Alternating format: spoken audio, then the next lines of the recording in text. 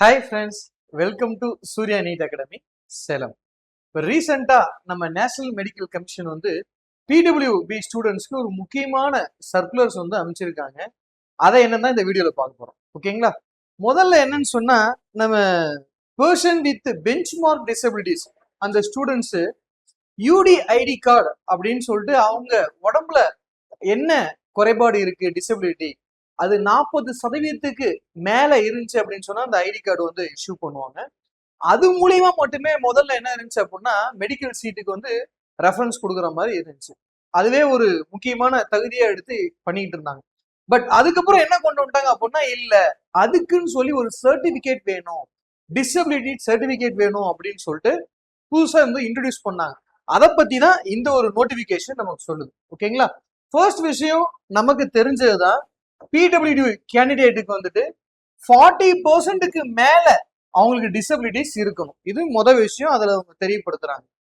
ரெண்டாவது விஷயம் என்ன சொல்றாங்க அப்படின்னா, இது மட்டும் இருந்தா பத்தாது, அவங்க என்ன பண்ணணும், அவங்க மருத்துவ படிப்புக்கு அவங்க படிப்புக்கு தேவையான அவங்க செயல்திறன் அவங்கள்ட்ட இருக்கணும். உடம்பு ரீதியாகவும் மன ரீதியாகவும் அவங்களுக்கு அந்த படிப்பு முடிச்சதுக்கு எல்லாவுடைய அந்த கெப்பாசிட்டி வந்து அவங்களுக்கு இருக்கணும். அதை நாங்க செக் பண்ணோம் அப்படின்னு சொல்லி அவங்க சொல்லியிருக்காங்க. மூணாவது விஷயம் அப்படின்னு பாத்தீங்கன்னா, அவங்க பேஷண்ட்டுக்கு வரக்கூடிய நோயாளி இருக்காங்க பாத்தீங்களா, அவங்களுக்கு பாதுகாப்பான முறையில வந்து சிகிச்சை வழங்கணும். அதுக்கு இவங்க தயாரா இருக்காங்களா, உபகரணங்கள்லாம் அதுக்கு தகுந்த மாதிரி இவங்க யூஸ் பண்ண முடியுமா? ஸோ இதெல்லாம் செக் பண்ணிட்டு தான் என்ன பண்ண முடியும், நாங்க ஒரு சர்டிபிகேட் கொடுக்க முடியும் அப்படின்னு சொல்லி சொல்லியிருக்காங்க. ஸோ அந்த விஷயம் தான் இது. முதல்ல என்ன பண்ணிட்டு இருந்தாங்க, யூடிஐடி கார்டை வந்து யூஸ் பண்ணிட்டு இருந்தாங்க. But not only upon the numerical percentage, அந்த பெர்சன்டேஜை மட்டும் நாங்க கொடுக்க முடியாது. அது மட்டும் இல்ல, கேட்டகரி சர்டிபிகேட்னு சொல்லிட்டு என்ன பண்ணுவாங்க அப்படின்னா, லோக்கல் லெவல்ல ஜோனல் லெவல்ல வாங்கி வச்சிருப்பாங்க. அது மட்டும் இருந்தாலும் இப்ப நம்ம என்ன பண்ண முடியாது, இப்ப நம்ம பிடபிள்யூ கேட்டகரி அந்த கேட்டகரி கீழே நம்ம வந்து கிளைம் பண்ணோம் அப்படின்னா இது மட்டும் பத்தாது. அப்போ அவங்க என்ன பண்ண போறாங்க, எவால்யூஷன் பண்ண போறாங்க. யார் பிடபிள்யூடி கேண்டிடேட் அப்ளை பண்ணிருக்கீங்களோ கேட்டகரியில, நீட் அப்ளை பண்ணும் போதே நம்ம என்ன பண்ணிருக்கணும் அப்படின்னா வந்துட்டு எக்ஸாம் எழுதும் போதே அதை அப்ளை பண்ணிருக்கணும். ஓகேங்களா? அவங்க இப்ப கவுன்சிலிங்க்கு அப்ளை பண்றப்ப அந்த கேட்டகரி ஸ்டூடெண்ட்ஸ்க்குலாம் 2 டெஸ்ட்டுக்கு வந்து என்ன பண்ண போறாங்க அப்படின்னா அவங்கள உட்படுத்த போறாங்க. ஒன்னு எசென்சியல் காம்பிடென்டிஸ், ஃபங்க்ஷனல் காம்பிடென்டிஸ். ஒன்னு வந்து தனக்கு தானே எல்லா விஷயத்தையும் செய்யற மாதிரி செயல்திறன்லாம் இருக்கா, அந்த விஷயம்லாம் முதல் எல்லா விஷயமும் செய்ய முடியுமா. ரெண்டாவது விஷயம், அடுத்தவங்க அவங்க ட்ரீட் பண்ற விஷயத்துல எப்படி ட்ரீட்மெண்ட் கொடுக்க முடியும், அதுதான் இந்த விஷயம். அது என்னென்னலாம் விஷயம் சார் அப்படின்னு பார்த்தா, அவங்க என்னென்ன டிவைஸ்லாம் வந்து யூஸ் பண்ணிட்டு இருக்காங்க, ஹியரிங் எய்ட்ஸா இருக்கலாம், இல்ல விஷன் பிரச்சனைனால ஏதாவது விஷயமா இருக்கலாம், இல்ல அப்படின்னு சொன்னா அவங்களுக்கு வந்துட்டு காலில் ஏதாவது ப்ராப்ளம் வரலாம், சேர்ஸ் யூஸ் பண்ணிக்கலாம். ஸோ அவங்களுடைய நிலைமைகள் என்ன, அது எந்த லெவல்ல இருக்கு அப்படிங்கிறத ஒரு அசஸ் பண்ணுவாங்க. அடுத்து வந்து பாத்தீங்கன்னா அடாப்டிவ் எக்யூப்மெண்ட். நம்ம படிக்கும் போது என்ன பண்ண முடியும் அப்படின்னா, என்ன பண்ணுவாங்கன்னா, நம்ம மெடிக்கல்ல சொல்லி கொடுக்கும் போது அந்த எக்யூப்மெண்ட்ஸ் வந்து எக்ஸ்பீரியன்ஸ் பண்ண வேண்டியது இருக்கும். ஸோ அதெல்லாம் அவங்க எக்ஸ்பீரியன்ஸ் பண்ண முடியுமா, அதுக்கு அவங்க செயல்திறன் அவங்கள்ட்ட இருக்கா, அதை புரிஞ்சுக்க முடியுமா, புது புது நியூ டெக்னாலஜி எக்யூப்மெண்ட்ஸ் எல்லாம் வருது, அதை அவங்களுக்கு எந்த அளவு அவங்க கெப்பாசிட்டி இருக்கு அப்படிங்கறத வந்து என்ன பண்ண போறாங்க, செக் பண்ண போறாங்க. நெக்ஸ்ட் என்ன பண்ண போறாங்கன்னா, டிஜிட்டல் அக்சசபிலிட்டி. இப்ப நிறைய விஷயங்கள் வந்து பாத்தீங்கன்னா சர்க்குலர்ஸ் வந்து ஆன்லைன்ல வரும், அடுத்து நிறைய கைட்லைன்ஸ் வந்து ஆன்லைன்ஸ் வரும். அது எல்லாமே அவங்களுக்கு தெரியுதா, அந்த விஷயம் எல்லாம் அவங்களால படிச்சுக்க முடியுதா, ஆன்லைன்ல மெட்டீரியல் இருக்கு அதை படிச்சு அவங்களால பண்ண முடியுமா, அந்த லெவல் எப்படி இருக்கு அதையும் வந்து பார்க்க போறாங்க. அடுத்து teaching and learning materials. Correct, இது வந்து இதுவும் அதுல ஒரு முக்கியமான ஒண்ணுங்க. நம்ம அந்த மெட்டீரியல்ஸ் டீச்சிங் கொடுக்குற அந்த மெட்டீரியல்ஸ்ல அவங்க எப்படி அதை புரிஞ்சுக்க முடியுது, அதை எப்படி அப்சர்வ் பண்ணிக்கிறாங்க, அதை எப்படி வந்து அவுட்கம்மா அவங்களால பண்ண முடியும் அப்படிங்கிற டெஸ்டும் எடுக்க போறாங்க. ஒன்லி படிக்கிறது மட்டும் இல்ல, கிளினிக்கல் லேர்னிங் என்வரான்மெண்ட்ஸுக்கு அவங்க அடாப்ட் ஆறாங்களா, அது மாதிரி லேப் எக்யூப்மெண்ட்ஸ் எல்லாம் வந்து அவங்களால யூஸ் பண்ண முடியுமா அப்படிங்கிற எல்லா விஷயத்தையும் அவங்க என்ன பண்ண போறாங்க, பார்த்துதான் சர்டிஃபை பண்ண போறாங்க. ஓகேங்களா? இப்ப அதுக்கு முன்னாடி நம்ம ஸ்டூடெண்ட்ஸ் என்ன பண்ணணும் அப்படின்னா, ஒரு சில அஃபிடேவிட்ஸ், அவங்க டிக்ளரேஷன்ஸ் எல்லாமே அவங்களே அந்த நோட்டிபிகேஷன்ல கொடுத்துருக்காங்க, அதெல்லாம் அவங்க ஃபில் பண்ணும், ஸ்டூடெண்ட்ஸா ஃபில் பண்ணும். இதை எடுத்துட்டு போய் மெடிக்கல் அந்த கமிட்டிட்ட போய் என்ன பண்ணணும் அப்படின்னா சப்மிட் பண்ணணும், அவங்க அக்சஸ் பண்ண போறாங்க. ஸ்டூடெண்ட்ஸ் என்னென்னலாம் பார்க்கணும் அப்படின்னா, செல்ஃப் டிக்ளரேஷன் ஃபார்ம் வந்து என்ன பண்ணணும், கொடுக்கணும். நான் இவர் தான், என்னோட நீட் நம்பர் தான், ரோல் நம்பர் தான், நான் இந்த கேட்டகரியில தான் வரேன், எனக்கு என்ன பிரச்சனை இருக்கு, அதுல கொஸ்டின் கேட்கறாங்க. ப்ராப்ளம் வந்து உங்களுக்கு என்னென்ன பிரச்சனை இருக்கு, ஹீரிங் ப்ராப்ளமா, இல்ல அப்பர் லிம்பா லோயர் லிம்ப் பிரச்சனையா, அது அது என்னென்ன இருக்குன்னு அவர் என்ன பண்ணணும், செல்ஃப் டிக்ளரேஷன் வந்து பண்ணணும். அது ஒரு ஜெனரல் ஃபார்மட், அவங்களே ஒவ்வொன்றுக்கும் ஃபார்மட் கொடுத்துருக்காங்க. ஓகேங்களா. நெக்ஸ்ட் வந்து பாத்தீங்கன்னா பேலன்ஸ் இருக்கிறதெல்லாம் அஃபிடவிட். எது எதுக்கு அஃபிடவிட் வேணும்? ஹியரிங் இம்பேக்ட்மெண்ட். ஹியரிங் இம்பேக்ட்மெண்ட் அப்படின்னா எனக்கு ஒரு காது மட்டும் ப்ராப்ளமா, வலது காது ப்ராப்ளமா இல்ல இடது காது ப்ராப்ளமா, ஒன்னா இருந்துச்சுன்னா இல்ல ரெண்டுமே ப்ராப்ளமா, ரெண்டும் ப்ராப்ளம் இருக்கு அப்படின்னா இப்ப ஏதாவது நான் டிவைஸ் அதை பூஸ்டப் பண்றதுக்காக ஹியரிங் ஏதாவது யூஸ் பண்ணிட்டு இருக்கேன்னா அது எந்த லெவல்ல இருக்கு அப்படிங்கிற அந்த விஷயங்கள்லாம் அந்த இடத்துல இருக்கும். அதை நம்ம ஃபீல் பண்ற மாதிரி இருக்கும். இல்ல சார் அது பிரச்சனை இல்ல, எனக்கு வந்து என்ன பிரச்சனை அப்படின்னா வந்து அப்பர் லிம்ப் எக்ஸ்ட்ரீம் கையில பிரச்சனை இருக்கு அப்படின்னா என்ன பிரச்சனைன்னு அவங்க நம்மள்ட்ட கேக்குறாங்க. இந்த கையை வச்சு நம்ம ட்ரெஸ் எல்லாம் போட முடியுமா, பட்டன்ஸ் எல்லாமே நம்ம கிளாத்ஸ் எல்லாமே நாமளே நம்மளால போட முடியுமா, நம்மளால நார்மலா வந்து ஒரு தண்ணியை குடிக்க முடியுமா, நம்மளால நாமளே சாப்பிட முடியுமா, ஒரு ரெஸ்ட் ரூம் போயிட்டோம் அப்படின்னா என்ன பண்ண முடியும், நாமளே நம்ம சுய தேவைகளை நம்மளால நம்ம அதை முடிச்சுக்க முடியுமா, நம்ம கையை வச்சு என்னென்ன செய்ய ஒரு விஷயத்தை தூக்க முடியுமா, இந்த விஷயங்கள்லாம் எந்த அளவுக்கு உங்களுக்கு முடியுது, அதை பெண்ணு மெயினா எழுதுறது நோட்ஸ் எல்லாம் வந்து எழுத முடியுமா, எழுதுறது பென் அண்ட் பேப்பர்ல வந்து எப்படி இருக்காங்க, அந்த விஷயத்தை எல்லாம் வந்து என்ன பண்ணுவாங்க இந்த அப்பர் லிம்ல அந்த ஃபார்ம்ல கேட்டிருப்பாங்க. எல்லாரும் ஃபில் பண்ணணும்னு அவசியம் இல்லைங்க. உங்களுக்கு என்ன பிரச்சனைன்னு இதுல சொல்லிட்டு போறீங்க, அது என்ன பிரச்சனைக்கு உண்டான ஃபார்ம் இருக்கோ, இப்ப 234 இருக்கு, என்ன அப்பண்டிக்ஸ் ஏபிசிடின்னு போட்டிருப்பாங்க, அந்த இது மட்டும் ஃபில் பண்ணா போதும். நம்ம எல்லாத்தையும் ஃபில் பண்ணணும் இல்ல. இல்ல சார் எனக்கு வந்து லோயர் லிம் பிரச்சனை, கால்ல வந்து என்ன பண்ண முடியும் அப்படின்னா ப்ராப்ளம்னா என்ன லெவல்ல இருக்கு, உங்களால வந்து நடக்கவே முடியாதா, இல்ல நடக்க முடியும் ஓட மட்டும் முடியாது, இல்ல நடக்கலாம் ஓடலாம் எல்லாம் பண்ணலாம், ஸ்டெப்ஸ் என்னால ஏற முடியாது, எல்லாமே போக முடியும், சடனா வந்து வலது பக்கமோ இடது பக்கமோ என்னால திரும்ப முடியாது, இந்த ஒரு பிரச்சனை இருக்கு, இல்ல சுயமா என்னால நிக்க முடியாது, நான் வந்து ஒரு வீல் சேர்ல உட்கார்ந்தா வர முடியும், இந்த பிரச்சனை. அப்ப அந்த லெவல்ஸ் எல்லாம் என்னன்னு சொல்லி அவங்க என்ன பண்றாங்க கேக்குறாங்க. அது இதுல வருது. நெக்ஸ்ட் என்ன பிரச்சனை அப்படின்னா மென்டல் இல்னஸ்.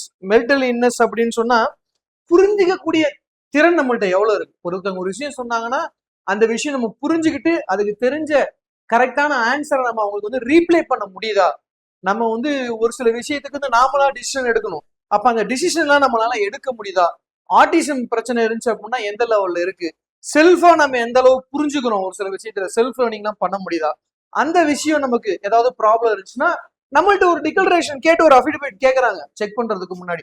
சோ அதெல்லாம் என்ன சொல்றாங்க அப்படின்னா அந்த ஃபார்ம்ல கேட்கறாங்க.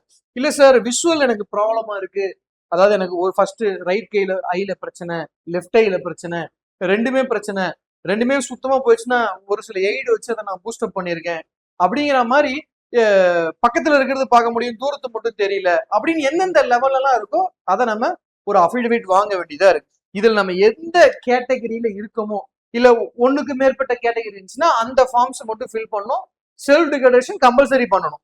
அதெல்லாம் பண்ணி என்ன பண்ணணும் அப்படின்னு சொன்னோம்னா நம்ம டிசிக்னேட்டட் சென்டர்ஸ் வந்து சென்ட்ரல் கவர்மெண்ட் வந்து என்ன பண்ணுவாங்க என்எம்சில இருந்து அனௌன்ஸ்மெண்ட் கொடுப்பாங்க. முதல்ல வந்து இந்தியா ஃபுல்லா 16 சென்டர்ஸ் தான் இருந்துச்சு.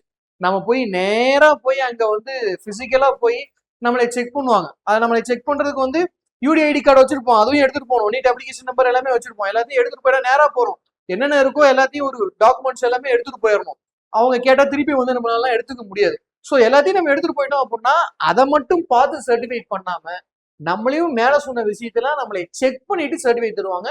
அதுக்கு வந்து மாணவர்கள் வந்து ஒத்துழைக்கணும் அப்படின்னு சொல்லி கேட்டிருக்காங்க. மாணவர் நலன்களுக்காக என்ன பண்ணிருக்காங்கன்னா சென்டர்ஸ் வந்து 61 சென்டர்ஸா வந்து இன்க்ரீஸ் பண்ணிருக்காங்க.